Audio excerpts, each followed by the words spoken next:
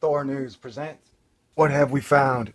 Tyche, Tyche, Hercolubus, Nibiru, Nemesis, Tiamat. WTF is that giant planet-looking thing on the set your head cameras. Seems like just as the comet Ison story is dying down, asterisk, we got Planet X, or the sun's binary companion, showing up again. Now, I want to be quick to point out that those who debunk are serial debunkers have pointed out that this is a lens flare from Venus, and it appears about once a year in the cameras. And then everybody freaks out and loses their minds. It's like, oh my God, Nibiru's coming. Now, where it does seem more proclaimed each year, I'm a little bit skeptical personally, because I'm wondering, all right, dude, this really was a planet star 6 times the size of Jupiter? Wouldn't it have some type of a effect on our solar system? Like, wouldn't the orbits of the solar system be going haywire wild? I mean, I admit, when you look at these photographs and the images, it's extremely freaky deaky, super freaky deaky. And someone has even pointed out that you can almost see a bow shock in the photographs.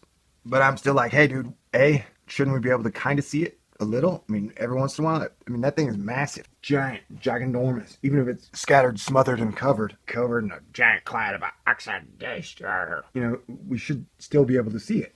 Well, you know, with everything going on nowadays, who knows, man? But so, on the side of it being a lens flare, or this not being a solar body, one, shouldn't we be seeing a lot of national disasters? Also, I mean, I think we could see it every once in a while. As far as it being real, nothing would surprise me nowadays. And as our good friend Amy Mainzer has pointed out in the future, she loves the star orrery. And so it seems like almost all yellow stars have some type of a red star companion. And the thing imaged in here looks about the same size as Tyche and Hercolubus. And Hercolubus is just really fun to say. Say it, Hercolubus. Hercolubus. Now, the kids may enjoy the Nibiru myths. I prefer the old mythologies. For example, Tyche is the nickname given to a hypothetical gas giant located in the solar system's Oort cloud, first proposed by astrophysicists John Batiste, Patrick Whittam, Daniel Whitmire, and they argued the evidence of Tyche's existence can be seen in a supposed bias in the points of origin from long-period comets. Well, we haven't seen any new long-period comets lately, have we? Oh, hey, wait. Then there's always Nemesis. It's a hypothetical red dwarf star, brown dwarf star if you're colorblind, originally postulated in 1984 to be orbiting the sun at a distance of about 1.5 light years, somewhat beyond the Oort cloud. And it was said to explain the perceived cycle of mass extinctions in the geological record, which seem to occur more often at intervals of 26 million years.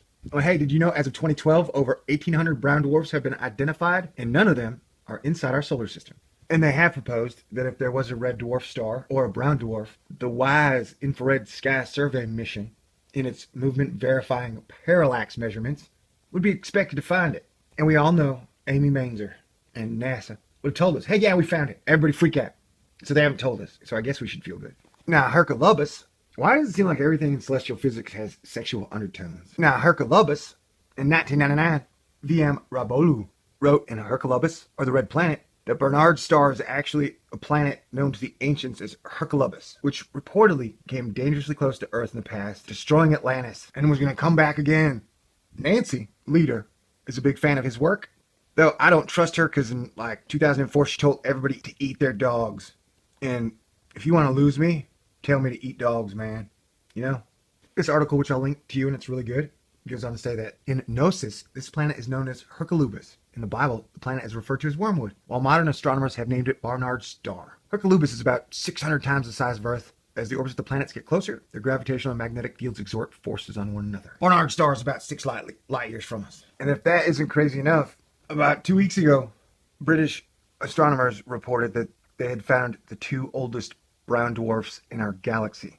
And the picture they use in all the articles shows the massive brown dwarf kind of like lurking and hovering over our solar system, which is interesting. Man, professional astronomers sure have an interesting sense of humor. It's kind of sense of humor where nobody laughs and they think that's funny. Will you guys do me a favor? Will you teach your children to be nice to the geeks and the nerds? Because maybe if everybody would be nice to the scientist kids, when they grow up, they'll have better social interactions with people. Unlike in other walks of life, the galaxy's oldest members move much faster than its younger population, said lead author Dr. David Pinfield. Stars near to the sun are made up of 3 overlapping populations: the thin disk, the thick disk, and the halo. All right, fast-moving brown dwarfs, lens flares, parallax, space ducks, and then there's always blue Kachina and red Kachina. Or then there's always on this article NASA had to where Halloween was completely unrelated. They had a giant picture of a giant pumpkin, and everybody knows the pumpkin is the largest star in the universe. And hey, look what I caught. At the bottom of the pumpkin, there's an ad in this astronomy article where it shows a young woman getting a gift of shoes. And at the very bottom it says, powered by service. What is that? Is science trying to say that if women want shoes, they gotta service somebody? I am offended, science. Oh, and they went to Bernard Starr on Star Blazers, which was one of my favorite cartoons as a kid. That show was badass. Nothing like having a space battleship and a space girlfriend that could fly a plane. Happy Sunday. We'll stay on top of this. All right, God bless everybody. Okay, so thanks. Hey, you, pretty young lady, come here. Give me a kiss. Why does it seem like everything in celestial physics has sexual undertones? This is a Thor News presentation. Thor News presents, what have we found? Tyche, Tyche, Hercolubus, Nibiru, Nemesis, Tiamat. WTF is that giant planet-looking thing on the set-your-head cameras.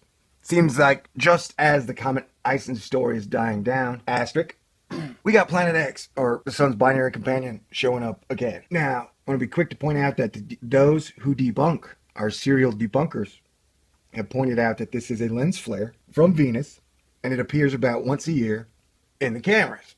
And then everybody freaks out and loses their minds. It's like, oh my God, Nibiru's coming. Now, where it does seem more proclaimed each year, I'm a little bit skeptical personally, because I'm wondering, all right, dude, this really wasn't